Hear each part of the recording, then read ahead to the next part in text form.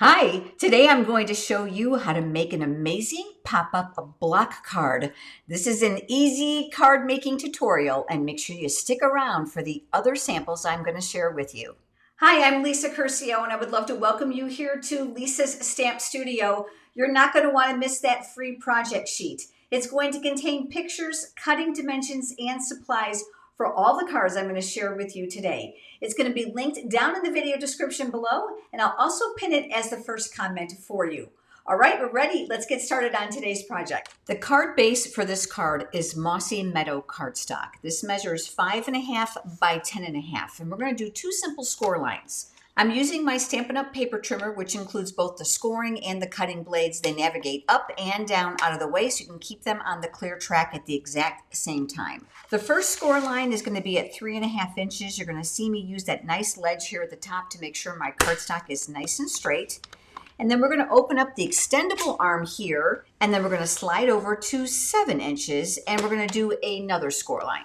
We're going to use the bone folder. The score line here on the left is going to be what's called a mountain fold, which means it's going to come to a peak like a mountain. You want to make sure the top and the bottom are going to be perfectly aligned, and then go over it with the bone folder for a nice crisp crease. The score line here all the way on the right is going to be a valley fold, which means it's going to come in on itself. And just like we did before, I want you to check the top and bottom to make sure they're nice and even, and then just reinforce that score line.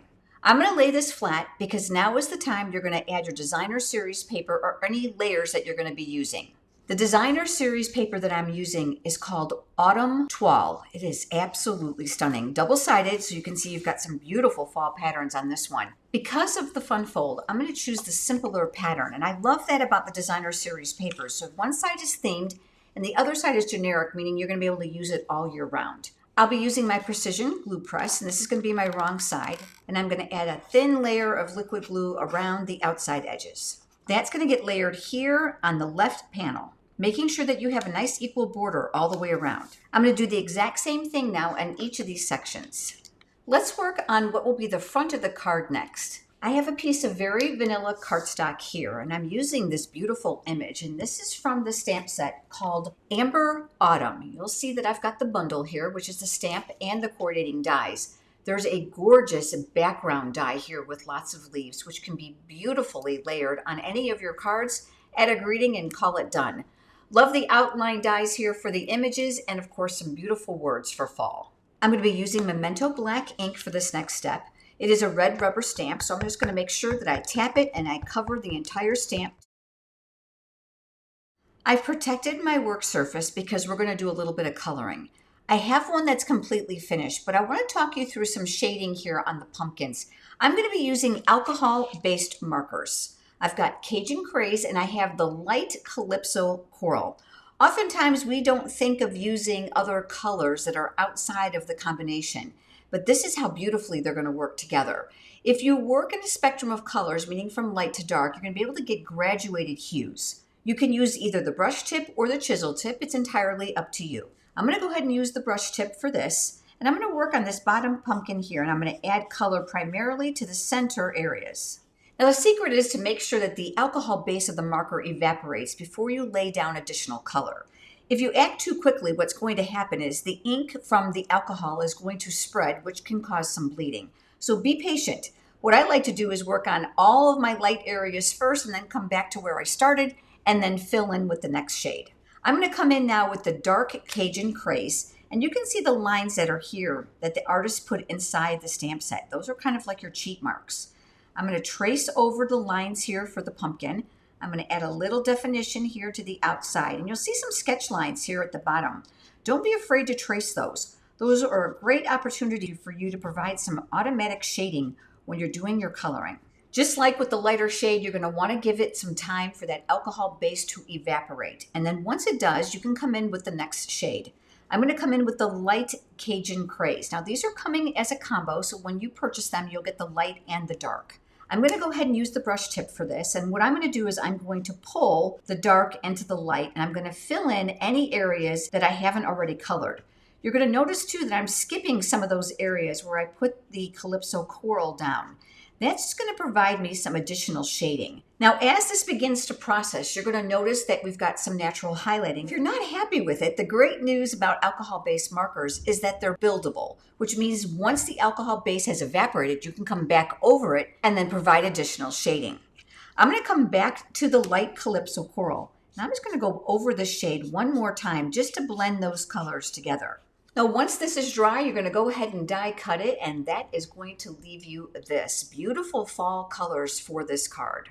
Before you joined me, I went ahead and I die cut one of these shapes from the new branching out dies. Not only do I love the greenery that it provides, but I love the graduating sizes of these label dies. They're going to be quite versatile.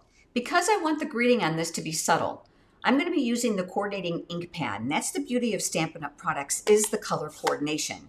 So your ink pad's going to match your cardstock, that matches your alcohol-based markers, and so on. From that same stamp set, I've pulled out Autumn Wishes. Let's go ahead and let's ink that up. And we're going to stamp that here near the bottom. This now is going to provide us the perfect area to add our image, but I decided I was going to add a little bit of an embellishment to provide a little bit more texture to this. This is about 20 inches of linen thread, and I'm going to use my hand as the guide. I'm going to leave a tail here at the bottom, and I'm going to slightly separate my fingers, and I'm just going to wrap this around and then slide it off. I'm going to twist it in the center so I've got some tension on it. And I'm going to pull one side of the loops because I want these to be uneven. Now you can attach this with a dimensional if you'd like, but I'm going to go ahead and I'm going to use one of my favorite little tricks here when I'm paper crafting. This is a small piece of household tape. And the reason I like this versus a dimensional is because if I don't have it just right, I can very gently lift it and reposition it without it marring the paper. I'll come in with my scissors now, and we're going to give those ends a little bit of a trim. I'll use my silicone craft sheet, and I'll flip this upside down. That's where the bleeding comes in from the alcohol-based markers. That is completely normal. I'm going to use my full-size dimensionals, and I'll add those to the back side. I'm going to say right now, if you hear some noise in the background, we have a thunderstorm happening. I'm using my Take Your Pick tool to remove the backings from the dimensionals. This now is going to get centered over the top of the linen thread. We'll come back here to the front of the card, which is the left side panel. Now you can go ahead and use this with dimensionals if you'd like, but I'm just going to go and use liquid glue for this. You'll find this product linked for you on my website under Shop Craft Room Favorites, and it's the Precision Glue Press.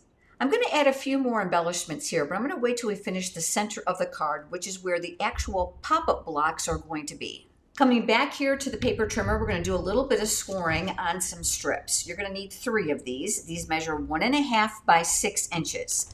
The very first score mark is going to be at 1.5 inches, making sure it's rested against the top ledge, and then we'll score. We'll slide over to 3 inches and we'll score, and the last one is at 4.5 inches.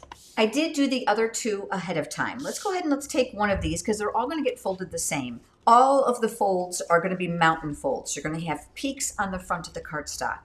Just as we did with the card base, you're going to fold it on that score line and you're going to check. You want to make sure that these are nice and even and then reinforce those score lines. We have our 3 tabs. We're going to go ahead and push those off to the side because we're going to come back here to the card base. I want you to pay close attention to the score line that's here on the far right side. That's going to be a guide on placing the tabs or the block for this card. We're going to take the first one and we're going to fold the back 2 panels together. I'm going to flip it over and I'm going to hold it here at the top. And I'm going to place liquid glue. I'm going to do the same thing on the left side of these tabs. Now that the glue is in place, I'm going to flip this over. I'm going to start here at the top. You want to align the center crease here on the block to the center crease here inside the card base. And I'm leaving just a small margin here at the top. That's maybe 1/4 inch. And then we're going to press that in place. The next tab, you're actually going to work at the bottom. I have found that if I start in the center and I don't have it exactly in the middle, then these are going to be off. I find that if I put these on first, then I can always kind of slightly adjust this. So once again, with the raw ends to the back, we are going to flip this over. We're going to add our liquid glue. We're going to turn it upside down, keeping it nice and flat. And then once again, I'm going to align the center crease here of the block to the center crease here on the card base. I am trying to allocate the same amount of room here at the top as I have at the bottom, just paying close attention to make sure that those creases are aligned. We have our last block here. Same thing, flip it upside down and add your glue. This now is going to go in the center. So I'm just eyeing this between the top and the bottom block, trying to create equal space, aligning the center crease on the block here with the crease on the card base. Make sure that the glue is dry before you do this next step. You're going to want to very carefully start to fold up the card. It's going to feel tight. That's normal because the cardstock has not been conditioned. So very carefully start to fold it, and you're going to see that the blocks are going to collapse. The best part about this is it's going to fit in a standard A2 envelope. I like to flip it upside down and press from the back to flatten out all the cardstock. Open up the card base, and now we're going to work on decorating the pop-up blocks. The designer series paper was so pretty that I cut it into 1 1/4 inch squares. I'm going to make this panel as flat as I can, and I'm going to use my reversible tweezers, and I'm going to add some liquid glue to the back side. This now will get adhered here to the left or the right side. It's completely up to you of that pop-up block. Make sure you're leaving an equal border all the way around. I've got a different pattern now for the center, and we'll add more liquid glue.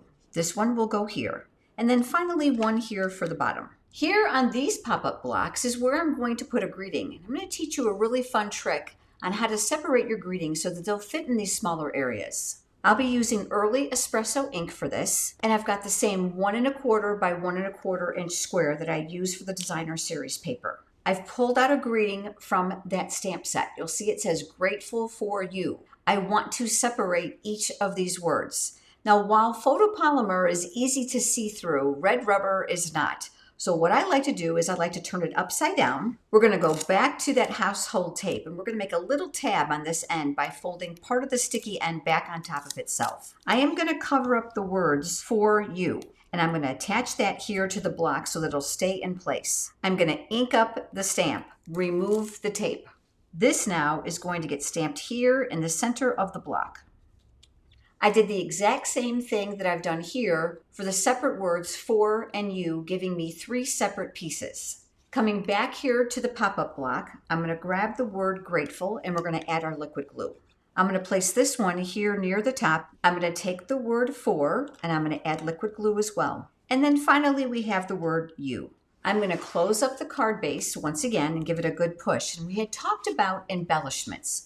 These are going to be the brand new Cajun Craze and gold dots. I love these, and they're going to look fantastic on all of your fall projects, even great for masculine cards. You're going to notice that there are 3 different sizes. They have glue dots already on the back, so I'm going to add one here, medium size near the bottom. I'll take a slightly smaller one on an angle, and then finally a smaller one here near the top. Now, if you're wondering where you're going to write and sign, that's going to be right here on the back side. And if you're going to be using this card where a lot of signatures are required, you're going to see that there's sufficient room to add more panels. But I did this one ahead of time, and I used a scrap piece of the designer series paper with that pretty fall pumpkin pattern on it, just to add a little bit of color here to the back side. Kept my greeting from the exact same stamp set, leaving a small margin all the way around. Once that dries, you can go ahead and you can collapse it. It's going to stand up beautifully on someone's mantle or table for display. Going to fit perfectly inside an A2 envelope. And of course, lots of room to write or sign. But let me share with you those other samples I made for you. This next one's for Halloween for the kids. It uses the Spooky Halloween bundle stamps and coordinating dies. And there's some fantastic designer series paper called Spooky Sweet that I used to create this card. And I used some of those beautiful sparkle foam stars. This is the designer series paper. All I did was fussy cut one of the images using my scissors. When you open it up, it's going to show off those amazing pop-up blocks. I stamped some bats here from the stamp set. This is the designer series paper. Unlike the first card, I put the greetings on this side versus this side. There's no right or wrong way, but there's still plenty of room here on the back to write or sign. So here is the second sample I have for you, and I also have one more. This next one's going to feature 2 bundles of products. This is Christmas greenery, so pretty, and coordinating dies. And I use the greetings from this, traditional labels, along with these gorgeous label dies, really versatile to use all year round, even outside of the holiday sentiments that are here. And here is the card I created. The beautiful designer series paper is coming to you on September 3rd. It's called Traditions of Christmas. very nostalgic green and red. This tone is actually just stamped off red a couple times just to lighten it up to give some density to the image. I heat embossed that greeting with those label dies. Use some gold foil here just to spruce that up a little bit for some of those pine needles. And then when you open it up, you'll see the pop-up blocks here. I stamped this twice and then I just cut out blocks to place here. I found that the easiest way to do it. Unlike the other ones where the greetings or the sentiment was straight, these were curved in order to fit inside the block. But I love the way that it adds some visual interest. I also love these traditional sparkling sequins, nice and flat, no added postage, and it gives a little bit of shimmer to your cards. And just like the other ones, a place on the back to write and sign. The designer series papers with all of these projects is absolutely stunning, and you've only gotten to see just a little bit of it. As always, I love to know your favorite. Pop down right now in the comments and let me know.